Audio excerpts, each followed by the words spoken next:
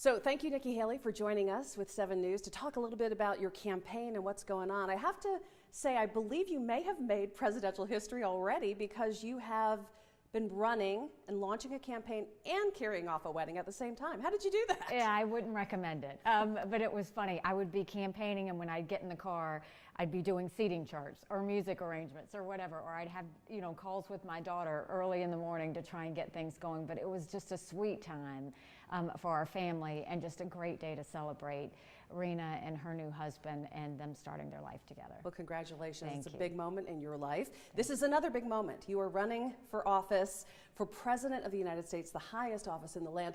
Talk a little bit about this call you've made for competency testing for people who are 75 or older and running for office. Well, first of all, it's a great day in South Carolina. Right. I'm happy to be here in Greenville. The reason for the mental competency test is this isn't about being disrespectful. This isn't about trying to hurt someone's feelings. This is about the fact that we need to make sure that everyone that goes to D.C. is at the top of their game. They're deciding our national security. They're deciding our children's economic future. We have so many issues in the country right now.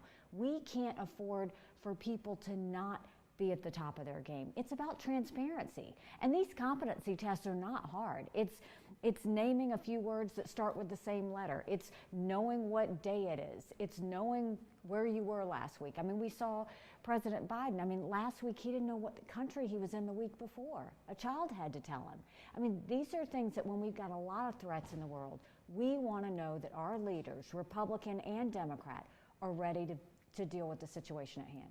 You have, of course, gotten in the race when you said you wouldn't if Donald Trump was running. You kind of changed gears on that and have decided to run. How do you feel about Donald Trump? He's over 75. He's saying he'll take a competency test, but do you think he's the man for the job anymore? Well, I think, first of all, I had a great working relationship with him and was happy to carry out the policies that we did. I called him before I ran. Just when he gave me the job, too. I wanted to make sure that he knew I was in it to win it. But what I told him is we need a new generational leader. We can't keep dealing with this drama and the baggage of the past. We've got to start looking forward. For the future of our kids, we've got to do this. And so we have a great relationship. And so I think that I'm ready to fix it, and I'm the one to do it, and I'm going to be in it to win it. In terms of him, there are young 75-year-olds and there are older 75-year-olds. We all know that. I don't care if you do mental competency tests for 50 and older, but I do think we need to do that. He has said he'll take one. He took one last time. Joe Biden has not taken one.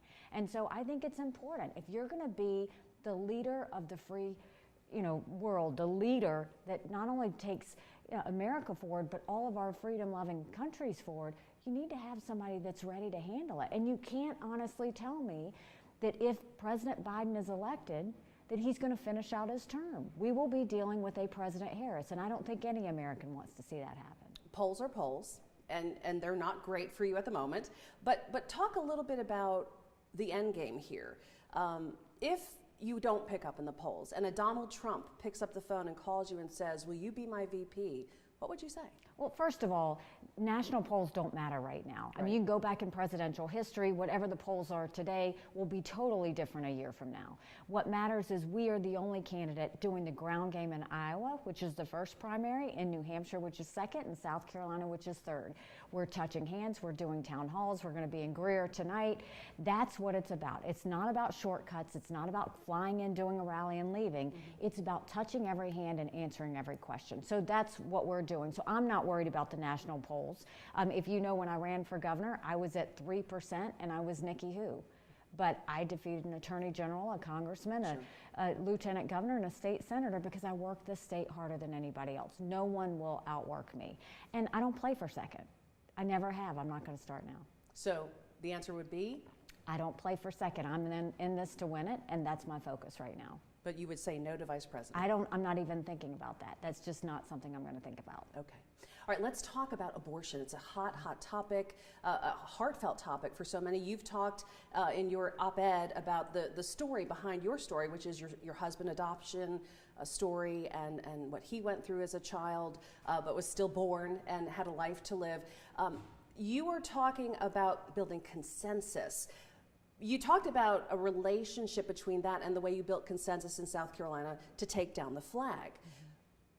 When you talk about consensus on abortion, what is the call to action? Like, what are you asking people to get around? Well, first of all, I'm strongly pro-life. And like you said, it's not because the Republican Party tells me to be. Michael was adopted. I live with that blessing every day. I had trouble having both of my children. And so it's personal for me, but it's personal for every woman and man out there. And I have always said I don't judge people for being pro-choice any more than I want them to judge me for being pro-life. The goal should be, how do we save as many babies as possible and support as many moms as possible? That's the end goal. We don't need unelected justices deciding something like this, like was the case prior.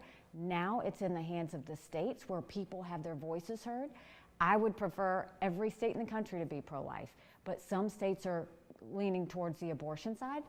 I wish that were different. Some states are leaning towards the pro-life side. I love that. But at the end of the day, it's the people deciding. So the consensus has to happen in the states. And then there's a level of consensus that can happen at the federal level. Rather than going and dividing people on weeks and exemptions and all of that, let's focus on what we agree on. We all agree that we shouldn't have abortions up until the time of birth.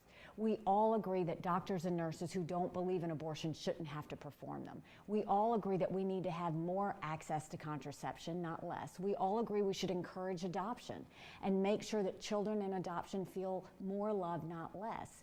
And we all agree that no woman should be jailed or put in, or given the death penalty for having an abortion. So let's start there and then work our way out.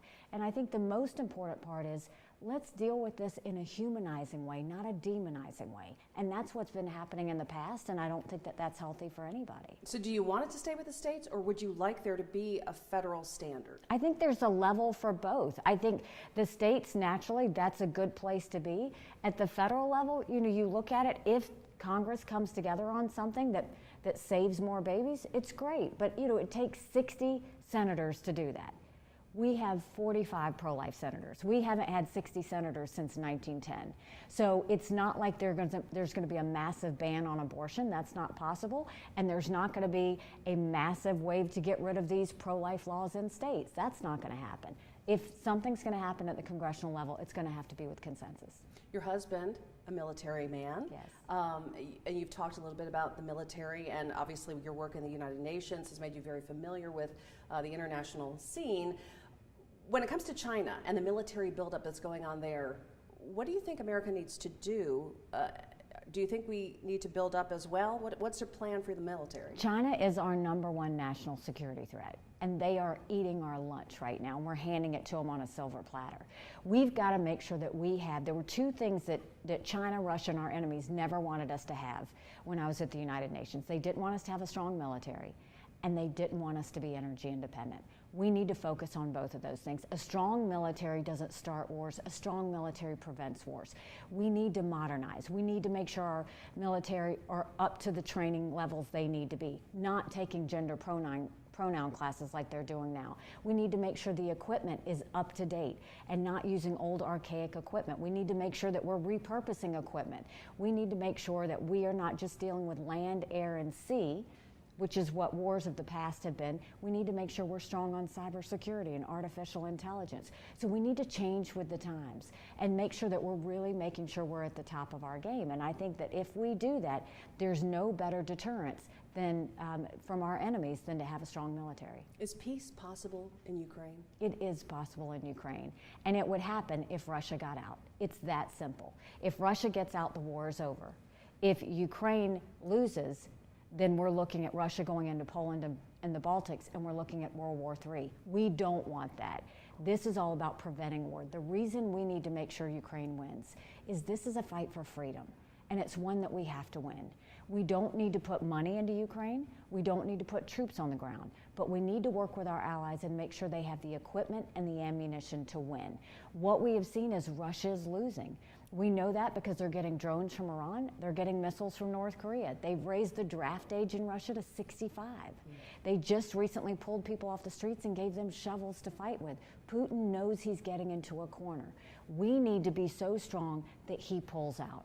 That's the key. And so we can't let up. At this point, we need Ukraine to win. If Ukraine wins, it sends a message to China. When it comes to Taiwan, it sends a message to Iran that wants to build a bomb. It sends a message to North Korea. on testing ballistic missiles, and it sends a message to Russia not to invade any other freedom-loving country. The delicate dance right now with interest rates, inflation, what do you think the recipe is to get America back on track on the financial side of things? Well, I think certainly stop the spending, stop the borrowing, but let's look at what got us here. You know, you look at the fact that everybody wants to blame Biden. That's easy. Our Republicans did this to us too. The spending is out of control, the borrowing is out of control. Congress passed that $2.2 trillion COVID stimulus plan with no accountability. It passed the House 419-6, it passed the Senate 96-0. What that did was open up and expand. Now we have 90 million Americans on Medicaid, 42 million Americans on food stamps. And what did Republicans do? They didn't try and make it right. They opened up earmarks for the first time in 10 years. They pushed through 7,000 earmarks in December. Do you know where our taxpayer money went? $7.5 million on horse racing in Arizona, $30 million for an honors college in Vermont, $10 million for a courthouse in Colorado. That is not where Americans want their money spent. 1 in 6 Americans can't pay their utility bill. 60% are in credit card debt. So Congress needs to stop the spending, stop the borrowing, because we know 15% of our budget is interest. We're $31 trillion in debt. Let's claw back the $500 billion of unspent COVID money. Instead of 87,000 IRS agents going after middle America, go after the hundreds of billions of COVID fraud that we know exists. I will veto any spending bill that doesn't take us back to pre-COVID levels. When it comes to gun control, you've been firmly opposed to gun control, is that correct? Well, I think you have to look at it. Why would you take away guns from good citizens trying to protect themselves when they are not given any confidence that the bad guys won't get guns? You look at crime on our streets, street crime is at the highest level we've seen in a long time. People are worried about their children riding their bikes down the street. They're worried about getting carjacked going into a restaurant. So we can't tell people who are trying to defend themselves and protect themselves that they can't have them while we know that the bad guys are getting them every day. We need to take over law and order in this country. We've got to have the backs of law enforcement. We have to make sure that we have the numbers of our criminals and make examples of them. And we need our district attorneys to start prosecuting according to the law. That's how we start as we go forward. And then we have to deal with the cancer that has never been dealt with in America, and that's mental health. We have a serious mental health crisis. We have far few therapists. Insurance doesn't cover it. It's highly expensive, and 1 in 4 Americans has a mental health issue. But if treated, they live a perfectly normal life. So we've really got to get our arms wrapped around that as well. Okay, you posted a picture recently that got a little bit of activity on a gun that you were talking about, a military supplier that was supplying these fantastic, huge military weapons. But I was in a hair salon yesterday, and I'm like, I'm interviewing Nikki Haley. What would you like me to ask? And they were like, ask her to stop posting pictures like that. And these are conservative women. And they said because they felt like with all the shootings that are going on, that imagery isn't helpful. Do you have any regrets about posting a picture like that? Not at all. I was at Sig Sauer in Iowa. They, for the first time in decades, are giving us our latest and greatest modernized military guns that we need. This is what people like Michael will use and all of our military men and women will use if they go to war. They allowed me to see them. I got to see that they're lighter. I got to see that there's more precision in them. I got to see that they actually can penetrate body armor, which our old guns could not do. And so, no, I was proud to see that. Look at what our military is now going to have. Look at what they're going to be able to defend themselves with.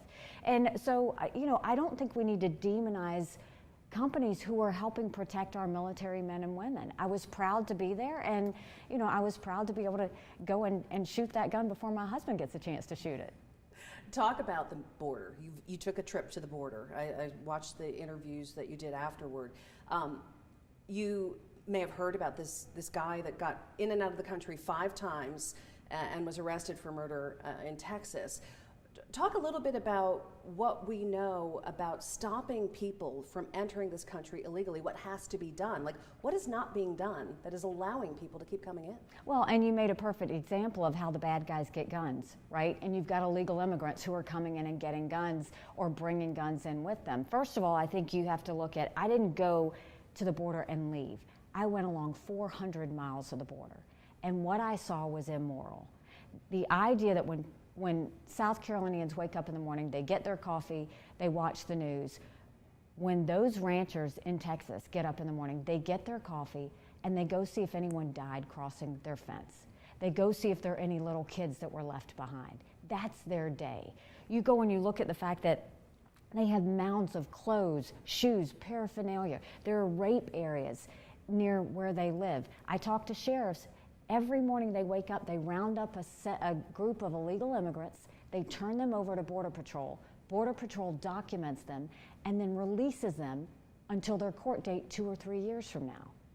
I talked with Border Patrol and I said, tell me, what are you doing? He said, you know what we are? We're glorified babysitters. They don't let us do our job.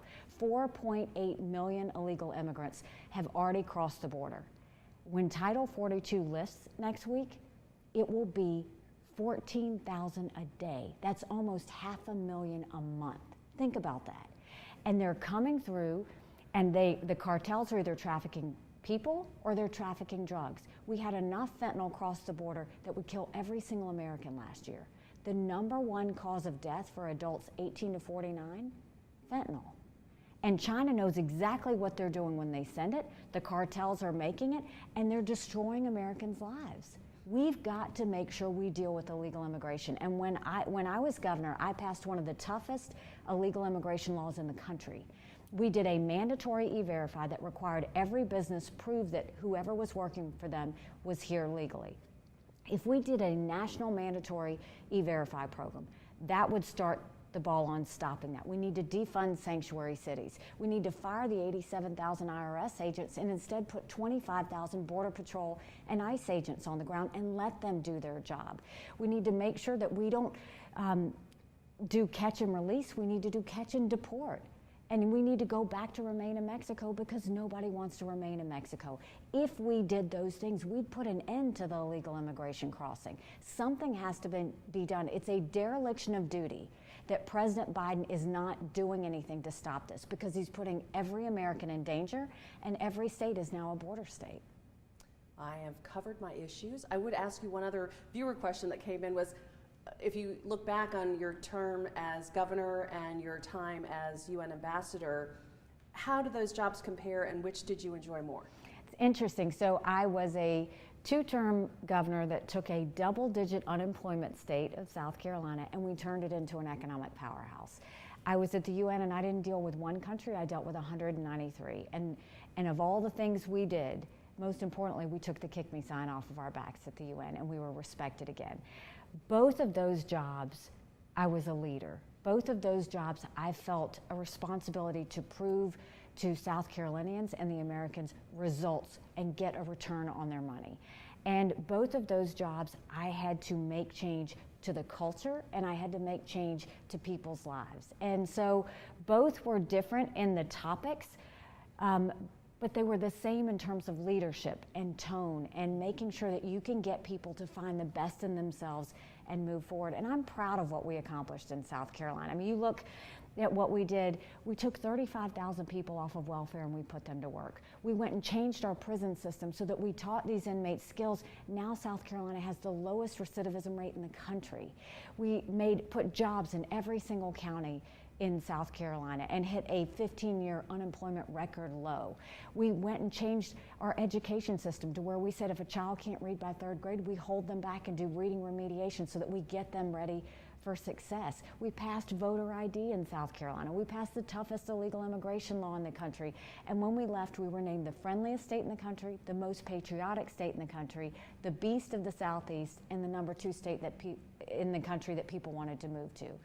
I mean, it was a proud moment to see what we as South Carolinians accomplished together. Now I want to do those same things for America. When you were a little girl, did you ever think about being president? Did it ever cross your mind? I never did. All I knew is that when I looked around, of all the leaders, I didn't see anyone that looked like me. And so I would go to the library and I would check out books on women leaders, and the only books they had were on first ladies. And so I would read all these books on first ladies, and I loved how they were partners to their husbands as their husbands were president, because they were very involved in those administrations and they did things. What I hope is that we'll get past any of the barriers. That's not what drives me. I want people to look at America and see it as strong and proud again. You know, the reason I'm doing this, my parents came here 50 years ago to an America that was strong and proud and full of opportunities. I want to prove to them they didn't make a mistake.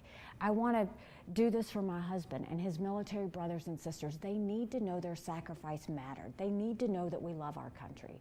I'm doing this for my daughter who just got married, and I see how hard it is for her and her husband to buy a home. And I raised her to have a good credit score, and now she's getting hit on that too. I'm doing this for my son because he's a junior in college, and I see him writing papers of things he doesn't believe in just to get an A. That's not us. And for the first time in history, 78% of Americans don't think their children will live as good of a life as they did. We can't accept that. I refuse to accept that. And so I'm determined to go be the problem solver I always have been and get us a country that we can feel strong and proud again and make sure that we move ourselves forward. Nikki Haley, thank you so much. Thanks for having me. Should we ask you another question? Do you have any idea of possible running mates? That's just an ask. Yeah, I hadn't even thought about that. Really? Yeah, I know I haven't. Really? I mean, it's just you take these things in stages. Well, and I think back though to the last time we talked presidential politics, you were sitting with Marco Rubio, and Rubio has not said a word yet about this race. Do you expect any support from him? You know, I haven't talked. We've texted, but I haven't had that much of a conversation. I'm not big on endorsements, and the reason I'm not big on endorsements is I wasn't endorsed by anybody who I knew. I ran against the longest serving legislator in South Carolina. I had 3 legislative endorsements out of 124 when I ran for governor. So I've never put a lot of weight on, oh, this person endorsed or that. I care about the people, you know, seeing me, feeling all of that. I don't think those things matter. Could declaring early a VP pick help you though, if people? I don't know. I mean, I think that right now the way I've looked at it is you do it in stages. We needed to have a good rollout. We had thousands of people show up in Charleston, and it gave me that push that I needed. We needed to be well received in Iowa and New Hampshire, and we're doing town halls constantly there, and hundreds of people are still showing up. And we're, you know, New Hampshire recently had a headline that said Nikki Haley's campaigning the New Hampshire way. And, you know, so we're being very well received. And then, you know, we want to make sure South Carolina still knows I'm going to fight for their support. And then we have to have fundraising. We had great fundraising numbers. And so I look at it as benchmarks. And so I think if you look too far ahead, you get distracted from what the goal is right now. So I don't think about VP stuff yet. Tim Scott getting in the race potentially on May 22nd? I mean, I welcome him to the race. You know, I think you look at the fact that as these candidates get in, you've got to prove what you're going to do for the American people. You have to show them what results you've given so far.